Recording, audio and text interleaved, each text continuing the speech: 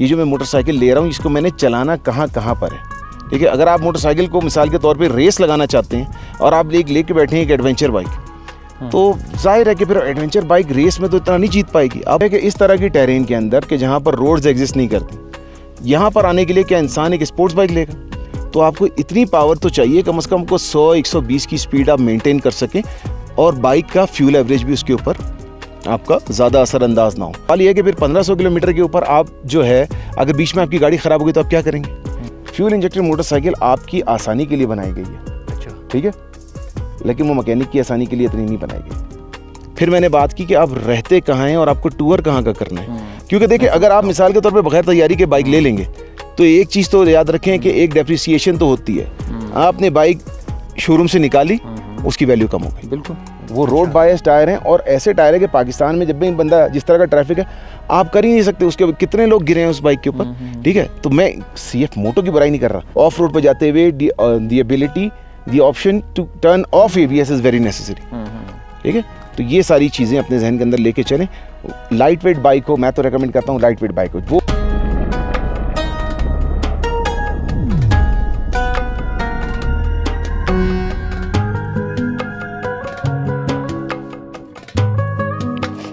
अस्सलाम वालेकुम, मैं मोहम्मद असलम मुसाफिरी, मेरे साथ बैठे हैं हकीक अंसारी और साथ में बैठे हैं सनाउल्लाह चांडेव। सनाउल्लाह भाई को एक बाइक चाहिए। कुछ दिन पहले उन्होंने मुझे कहा था कि मुझे रिकमेंड करें कौन सी बाइक ख़रीदूं।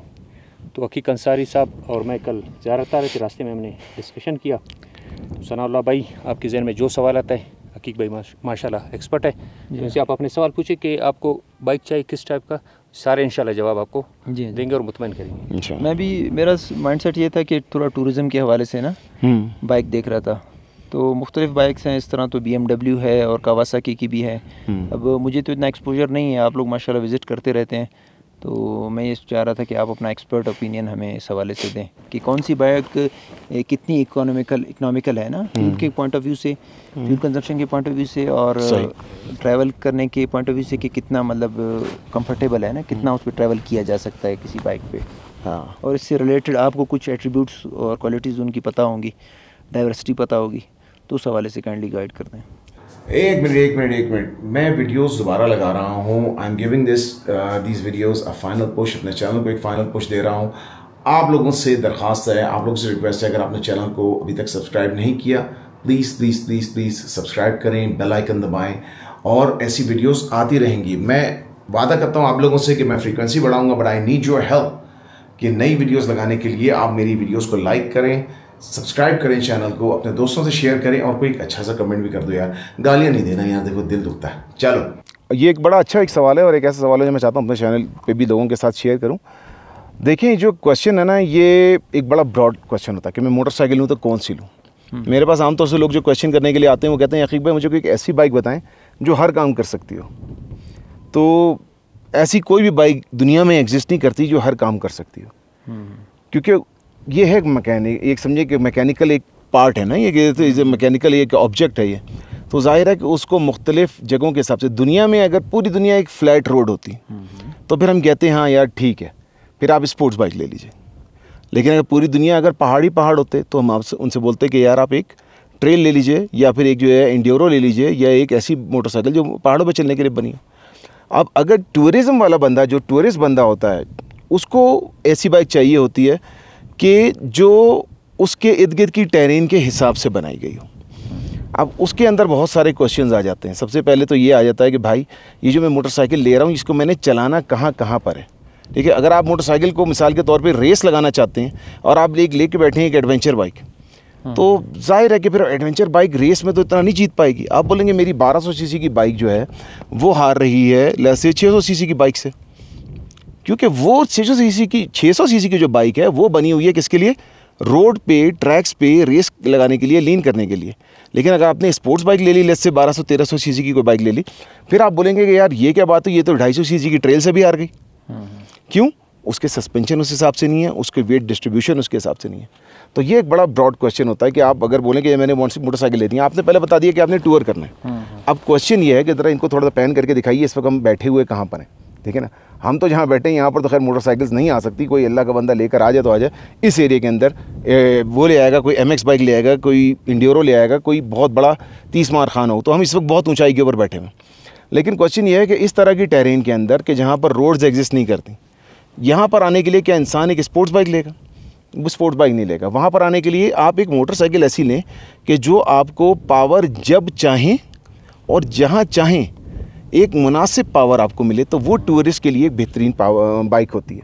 हम इस वक्त ज़ियारत के अंदर बैठे हैं। लेट्स से ज़ियारत में रहने वाले मुकामी, आप तो यहाँ पर ज़ियारत के मुकामी हैं, लेकिन लेट्स से अगर आप कोयटा से आ रहे हैं, आप कोयटा से ज़ियारत तक आने के लिए ज़्यादातर सीधी रोड है, तो आपको इतनी पावर तो चाहिए कम से कम को 100-120 की स्पीड आप मेंटेन कर सकें और बाइक का फ्यूल एवरेज भी उसके ऊपर आपका ज़्यादा असरअंदाज ना हो।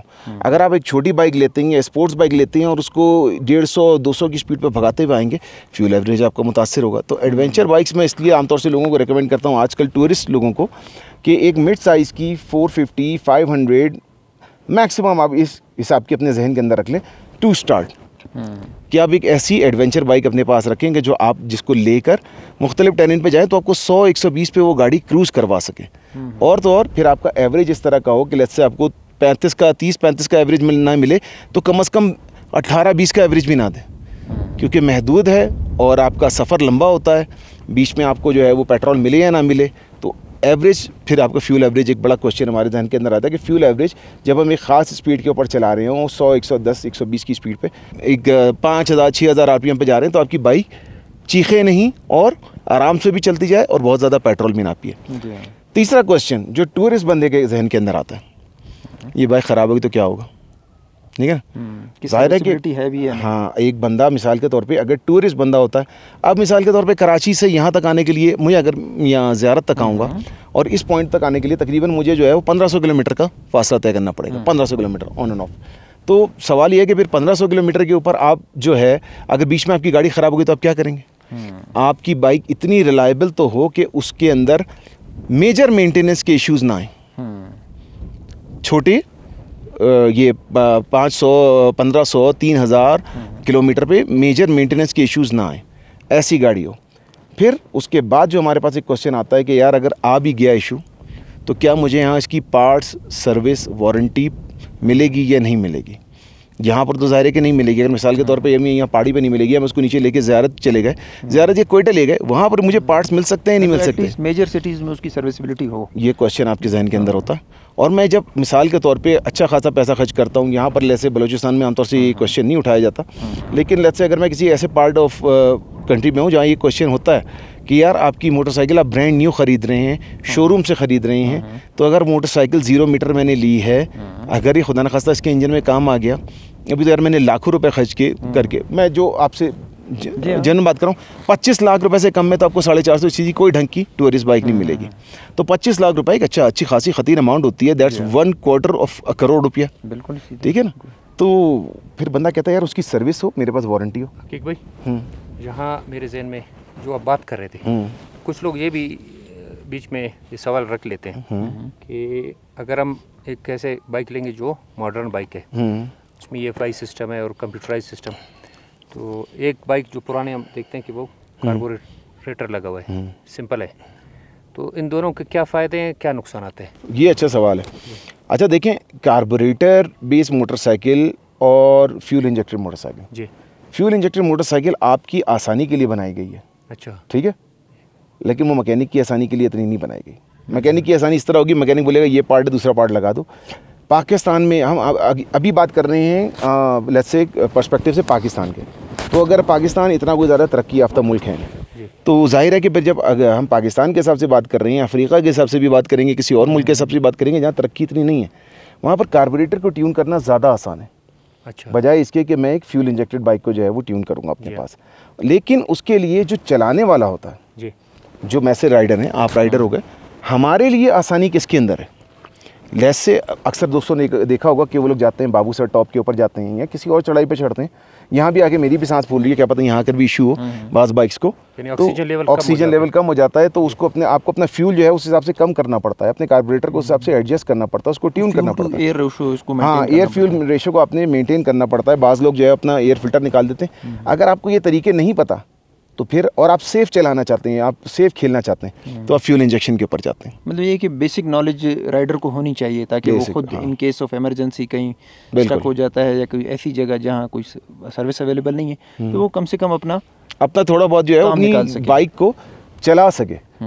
तो वो बाइक लेने वाले को पहले मोटरसाइकिल की नॉलेज होनी चाहिए कि जो मैं ले रहा हूँ इसमें क्या क्या लगा हुआ है और वो कहाँ कहाँ मेरे काम आ सकता है। लेके बस सिर्फ दिखाने के लिए आगे उसको लेके ना जाए। तो टूरिस्ट के पर्सपेक्टिव से अगर हम बात कर रहे हैं ये सारी चीज़ें ना, फिर जाहिर है कि हर बंदा चाहता है उसकी बाइक देखने में ज़रा सी थोड़ी खूबसूरत सी लगे, वो दैट्स अ गिवन थिंग। आप साफ़ सुथरी बाइक लें, ज़रा अच्छी बाइक हो, लेकिन looks should not be your priority. Efficiency ज़्यादा मैटर करती है। मेन चीज़ क्या है, आपकी बाइक की ड्राइवेबिलिटी, कि यार मैं बाइक पे बैठा हूँ ना, मेरी बाइक में उससे कंट्रोल हो रही है, बाइक को जब पावर दे रहा हूँ बाइक पावर इनफ दे रही है, जब मैं बाइक को घुमा रहा हूँ या टर्न कर रहा हूँ तो मेरी बाइक जो है वो टर्न हो भी रही है, ये सीधी जा रही है। इतनी वजनी गाड़ी है कि ऑफ रोड पे चली नहीं रही, तो क्या फ़ायदा इतना बड़ा हाथी पालने का। ठीक है ना। तो हाँ, कुछ लोग यानी इस तरह कि आप कोई बाइक जब आप कहते हैं कि यार ये फलाना बाइक है, एडवेंचर बाइक है, हाँ, तो सबसे पहले वो सवाल पूछते हैं स्पीड कितना है इसका। तो इस बारे में भी नाजरीन को थोड़ा बताएं कि मुख्तलिफ बाइक से मुख्तलिफ पर्पज़ है। कि एडवेंचर बाइक है उसका पर्पज़ ये नहीं कि वो बहुत स्पीड भागेगा।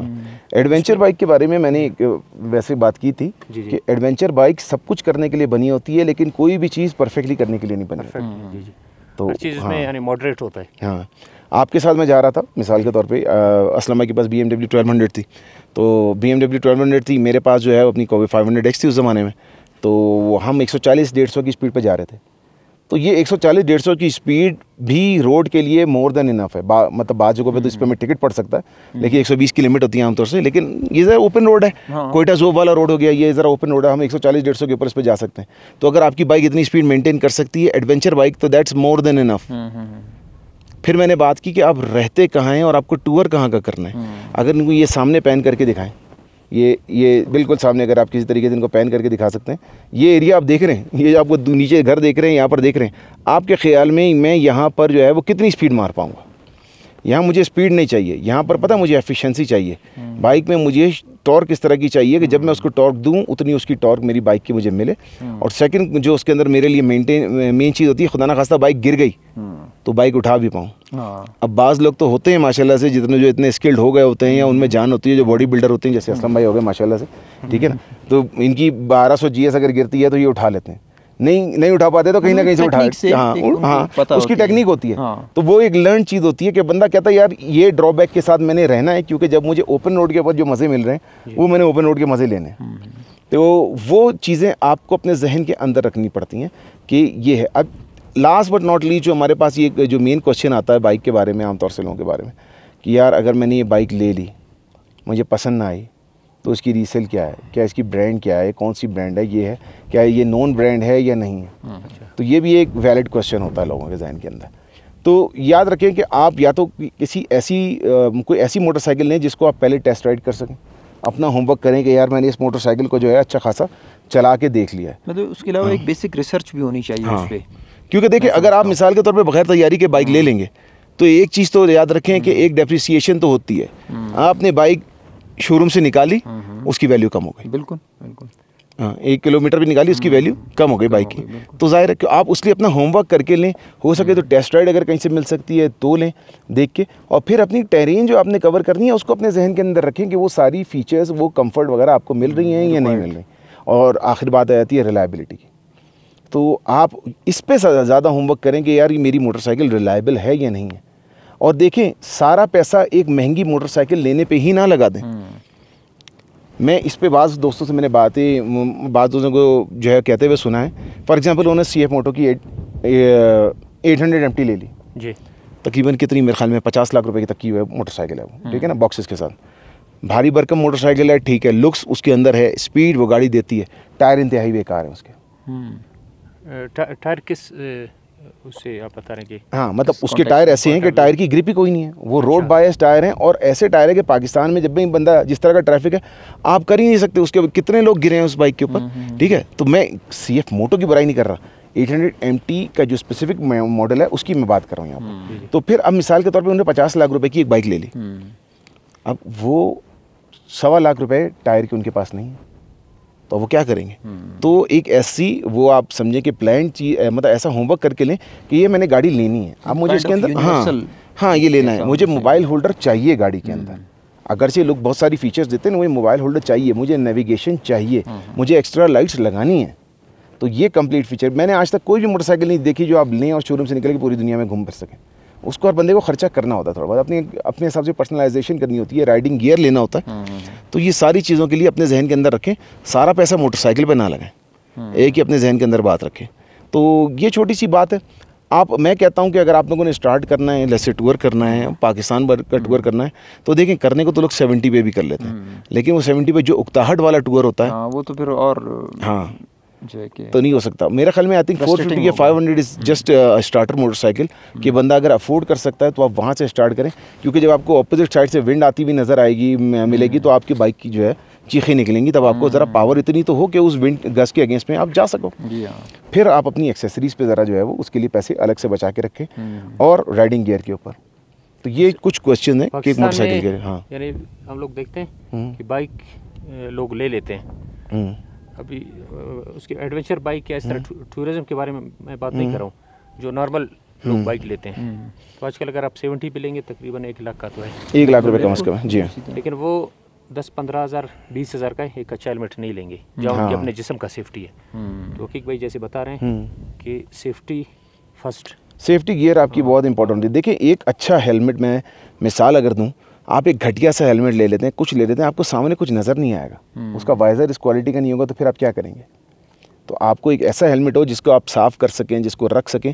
हेलमेट एक बेसिकली आपका एक कॉकपिट है जी हाँ, उस पर आपने अगर मिसाल के तौर पर कैमरा भी लगाया, आपने ब्लूटूथ लगाया हुआ है, इंटरकॉम लगाया हुआ है, दोस्तों के साथ गपशप करते हुए जा रहे हैं, आपका पूरा राइड का जो एक्सपीरियंस है ना वो चेंज हो जाता है। बिल्कुल हाँ, तो बाइक तो अपने साथ ले ही लें, साथ में एक अच्छा हेलमेट, राइडिंग गियर अपने साथ रखें। अगर आपके पास अच्छा कोई इतना, मिसाल के तौर पे सर्दियों में आपको पास पहनने के लिए अच्छे कपड़े नहीं हैं, अच्छी ऐसी जैकेट नहीं है जो आपको सर्दियों में काम आए, तो फिर अब वो आपको सारे रास्ते तपाएगी, आप बीमार पड़ जाएंगे, फ़ायदा क्या होगा? तो these are some of the question जो कहता हूँ। सिर्फ बाइक ले लेना एडवेंचर का नाम नहीं है, मतलब ये एक पूरी एक फील्ड है, आप कहते हैं आप इसमें एंटर हों, हाँ, लेकिन तैयारी से एंटर, हाँ। और मैंने आपको बताया जो मेन चीज़ जो अक्सर लोग जिसको ओवरलुक कर जाते हैं, वो सिर्फ लुक्स और ब्रांड और मॉडल्स के ऊपर चले जाते हैं। बाकी जो उसके साथ चीज़ें आती हैं, एक ढंग का टायर ले लेना, राइडिंग गियर लेना, गिर गए, बाइकर हैं तो गिरेंगे। बिल्कुल बिल्कुल, ये तो मैंने आज तक कोई बाइकर नहीं देखा जो गिरा हो, हाँ, पार्ट एंड पार्सल से गिरा ना हो, जो गिरा ना हो, जी हाँ, ठीक है ना, हर बाइकर गिरता है। तो गिरते हुए आप, सवाल ये कि आपने अपनी कोहनी तोड़वानी है या फिर अपनी कोहनी बचानी है, अपना टखना, अपने घुटने बचाने, लाइफ टाइम के लिए आपने अपने आप को उस डिफॉर्मिटी से बचना है। हाँ, और अगेन बात वही आती है, बाइक वो लें जो आपसे हैंडल हो सके, ठीक है ना, ऐसी बाइक ना लें जिसमें इतनी पावर हो कि आपसे हैंडल ना हो सके। ये हमारे एक बहुत सारी चीज़ होती है। ABS is necessary, off road पर जाते हुए the ability, the option to turn off ABS is very necessary, ठीक है। तो ये सारी चीज़ें अपने जहन के अंदर लेके चलें। लाइट वेट बाइक हो, मैं तो रेकमेंड करता हूँ लाइट वेट बाइक हो, वो बाइक लें जिसका आपका फ्यूल के बाद भी जो है ना वेट 200 या उसके अंदर ही अंदर हो किलोग्राम, क्योंकि भारी बाइक उठाना जब समझिए आप राइड मोड में आते हैं आपसे पॉसिबल नहीं होता, और एक बार गिर के उठा लेंगे 10 बार गिरेगा कैसे? मैंने वैसे सुना है जितनी चाहे गाड़ी हो या बाइक हो ना, जितनी वो हैवी होती है उतना उसका कंफर्ट लेवल और उसका जो एक कंट्रोलेबिलिटी होती है ना, जिसको कहते हैं रोड ग्रिप, वो ज़्यादा अच्छी होती है। ये नहीं, ये एक हार्ड एंड फास्ट रूल नहीं है। अच्छा, हाँ, क्योंकि उसकी वजह यह है कि फिर वो रोड के लिए अलग से गाड़ी बनेगी, और जब वो इतनी वजनी होगी तो उसमें बड़ा इंजन डलेगा, पेट्रोल ज़्यादा डलेगा। आपने एडवेंचर के लिए लेनी है ना, टूरिंग के लिए बाइक लेनी है, तो खुदा ना खास्ता अगर आपको आते हुए चढ़ाइयों वढ़ाइयों पे बाइक गिर जाती है, और अक्सर लोगों की गिरती है, तो क्या करेंगे? तो आप उठाएंगे कैसे? हाँ, ये तो है। और फिर अपने स्किल सेट को ज़रूर बढ़ाएं बाइक के लिए ना, आपका हैंडलेबिलिटी जो है कि आपको अपनी स्किल बनानी पड़ेगी। यूट्यूब वीडियोज़ देखें, हैंडलिंग की वीडियोस देखें, तब आपकी जो ना इंशाल्लाह स्किल बढ़ेगी, तो आप एक ढंग की मोटरसाइकिल ले पाएंगे। ये उस पैशन को फिर एंजॉय भी कर सकते हैं। हाँ बिल्कुल, ये है। अभी मैं कहता हूँ टाइम थोड़ा सा कुछ ज़्यादा हो गया, असर की नमाज भी हमने नहीं पढ़ी, और आगे हमने जाना भी है ज़ियारत, ताकि रोशनी में चले जाएं इंशाल्लाह। तो बस आखिर में मुख्तसर ये कि सनाउल्लाह भाई से हम पूछते हैं कि अभी इंशाल्लाह काफ़ी आपने कवर किया हुआ है कि वो डायनामिक एक्सपोजर मिल गया मुझे कि मुख्तलिफ पॉइंट ऑफ व्यू से भी उसको मैं सोच सकता हूँ, एक्सप्लोर कर सकता हूँ। सही।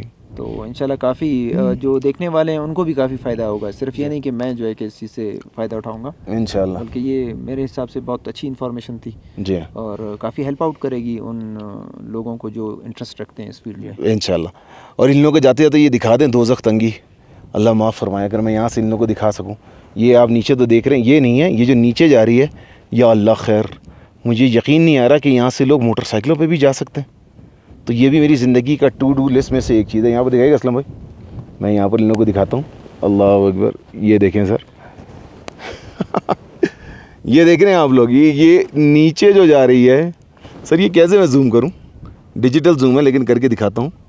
और ये देखिए सर, ये जो नीचे से जा रहा है, ये रास्ता आ रहा है नज़र, ये रास्ता, ये जो आप लोग देख रहे हैं, हमें तो यहाँ से नज़र आ रहा है। और मेरी क्या कहते हैं, आसान ख़ता हो गए कि इस पे मोटरसाइकिल भी जा सकती है, लेकिन लोग हैं लेके जाते हैं और वो दूर तक जो है वो वहाँ पर लेके जाते हैं। चलें फिर इंशाल्लाह मिलते हैं नेक्स्ट वीडियो में गाइस। ओह असलम भाई इधर भी आ जाएं।